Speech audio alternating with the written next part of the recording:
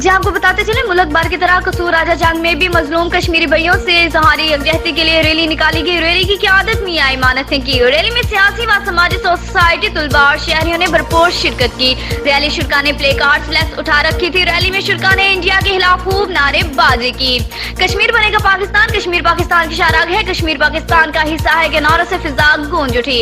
मुकर्रीन का कहना था कि अरसा दराज से कश्मीरी भाइयों पर जुल्म सितम के पहाड़ तोड़े जा रहे हैं। इस बारे में आलमी बरादरी की खामोशी मायनी हेज है और हम अक़वाम मुत्तहिदा से अपील करते हैं इंसानी हकूक़ की बुनियादों पर इस बारे में नोटिस लें। सदर प्रेस क्लब राना हारून का कहना था, भारतीय फौज की मौजूदगी जनूबी एशिया और आलमी अमन के लिए खतरा है। हम खून के आखिरी कतरे तक कश्मीरियों की हमायत जारी रखेंगे। हक़ खुद अदरियत के असूल की जदोजहद में कश्मीरियों के शाना बशाना खड़े हैं। रैली के एहतमाम पर खुसूसी कश्मीर और पाकिस्तान के हक में दुआ की गई। रिपोर्ट हाजी मोहम्मद अमीन, कंबो डिस्ट्रिक्ट रिपोर्टर, कसूर।